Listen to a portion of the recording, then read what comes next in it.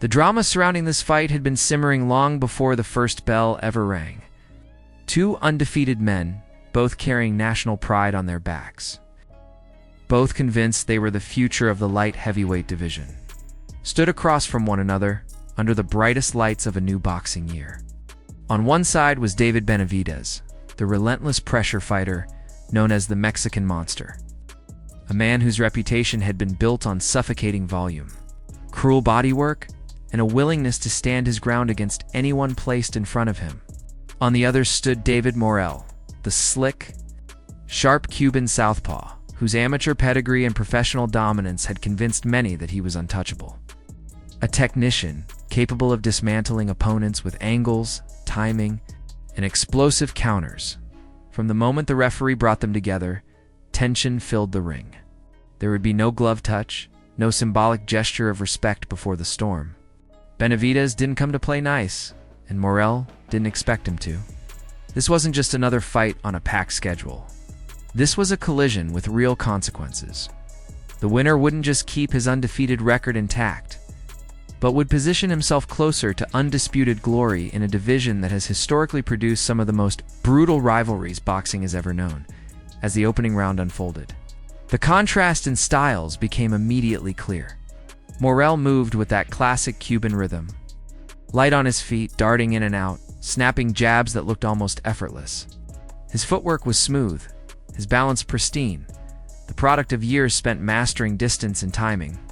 Benavidez, by contrast, marched forward with a heavier gait. Hands high, elbows tucked in, already looking to impose his presence. He wasn't concerned with winning the round on optics. He wanted to establish something more important: control. Early exchanges hinted at the danger both men carried. Morrell's right hook flashed with speed and menace, followed by a sharp jab that reminded everyone why he'd been so dominant throughout his career. But Benavidez didn't flinch. He absorbed, blocked, and answered back with short, compact punches on the inside, already beginning the process he's perfected over years at the elite level. When he sits down on his punches, when he gets close enough to make his opponent uncomfortable, the fight begins to tilt in his favor. The crowd could sense it early. This wasn't going to be a chess match fought at long range. Morrell, despite having quicker feet and cleaner movement, chose to stand his ground far more than many expected. Instead of constantly circling away, he traded, and every time he did, he stepped into Benavidez's world. That decision alone changed the entire complexion of the fight. By the middle rounds, the action intensified into something far more savage. Benavidez's lead right hand began splitting Morrell's guard with alarming consistency. He had spoken before the fight about targeting the body, about loosening Morrell up, and now that strategy was unfolding punch by punishing punch. Left hooks dug into the ribs, right hands thudded against the torso. Each body shot didn't just score points, it stole breath, chipped away at stamina, and planted doubt. Morrell wasn't folding. Far from it. He fired back with combinations that showcased exactly why he was here. Crisp three-punch sequences, hooks upstairs followed by straight shots down the middle. Moments of brilliance where he seemed to momentarily halt Benavidez's advance. But the problem wasn't Morrell's skill. It was the volume coming back at him. Every clean shot he landed was met with 3 or 4 in return. As the rounds wore on, the pace became ferocious. This was championship-level boxing in its rawest form. It's a kind of give-and-take that leaves both men marked, breathing heavy, and forced to dig into reserves they didn't even know they had. Benavidez, true to form, thrived in the chaos. His underrated defense, often overshadowed by his offense, played a key role as he blocked, rolled, and slipped just enough to stay close without taking unnecessary damage. Morrell, meanwhile, began to show something rarely seen from him before.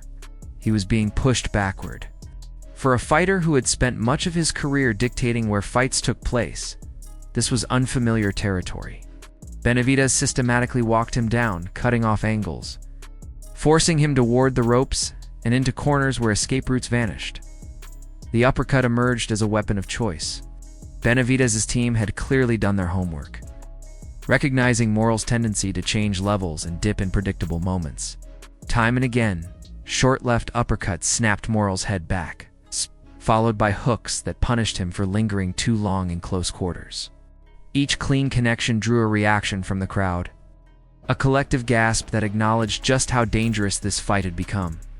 Still, Morrell refused to capitulate. Even when clipped, even when momentarily stunned, he fought back. There were flashes where he rallied, landing counters that reminded everyone of his power and precision. In those moments, the fight felt balanced on a knife's edge, a reminder that one mistake from either man could swing everything in an instant. As the fight entered its later stages, the narrative began to solidify. Benavidez's bodywork had accumulated. The output, already high, seemed to increase rather than fade. Punch statistics piled up in his favor, total punches landed. Power shots, body blows numbers that told a story of dominance even as Morrell continued to show heart and resistance. Swelling formed under both fighters' eyes. Physical evidence of the war unfolding inside the ropes. Commentators drew parallels to the great light heavyweight battles of the past, invoking names like Andre Ward and Sergey Kovalev, fights where pressure, toughness, and adaptability decided outcomes at the highest level. This bout belonged in that lineage of high output, high drama clash that demanded respect from anyone who calls themselves a boxing fan.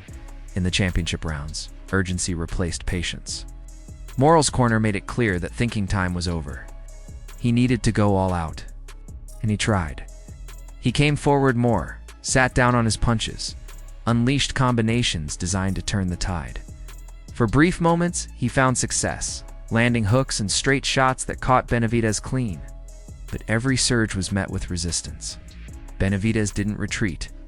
He fought through it, answering back with heavy counters. Refusing to give Morrell the space he needed to reset, there was controversy, moments of chaos, exchanges after the bell that added another layer of tension to an already combustible fight. Points were deducted, tempers flared, and the sense that this had become personal was unmistakable. Yet even amid the animosity, there was an unspoken understanding forming between the two men. This was what elite competition looked like. This was how respect was earned. As the final bell approached, exhaustion was written across both faces, but so was determination. Morrell continued to fire, knowing he needed something dramatic. Benavidez kept pressing, confident that his work had secured the outcome. The exchanges in the center of the ring were brutal and honest, the kind that define careers and linger in memory long after the night ends. When the fight finally concluded and the judges rendered their decision, there was no ambiguity. All three scorecards favored Benavidez. He had done enough, more than enough, to emerge victorious, preserving his undefeated record and claiming unified interim titles at light heavyweight. As his hand was raised, the roar of the crowd acknowledged not just a winner, but a performance that had answered lingering questions about how his style would translate at this level. For Morrell, the loss did not erase what he showed. He proved he belonged, that his pedigree and skill were real, and that he could stand in the fire with one of the division's most feared fighters. In defeat, he gained something almost as valuable as a belt: credibility earned the hard way. For Benavidez, this was another statement in a career built on statements. Another step closer to the biggest fights, the biggest names, and the ultimate prize. Discussions immediately turned to the future, two matchups that could define an era, including potential clashes with champions like Dmitry Bivol. A reminder that the road ahead remains just as challenging as the one he's already traveled. In the end, after all the animosity, the punishment, and the relentless exchanges, this fight delivered exactly what it promised. Two undefeated warriors tested one another at the highest level, and through violence and perseverance, forged respect. This wasn't just a win on a record. It was a moment that reshaped the landscape of the light heavyweight division and reminded everyone why boxing, at its best, remains unmatched in its drama and intensity. If you enjoyed reliving this unforgettable, Caution want deeper breakdowns of the biggest fights, rivalries, and moments in boxing, let me know what you want covered next. Do you think Benavidez's pressure is unbeatable at light heavyweight? Or does someone out there have the style to stop him? Drop your thoughts in the comments. And if you're enjoying this kind of storytelling, make sure to like, subscribe, and stay tuned for the next chapter.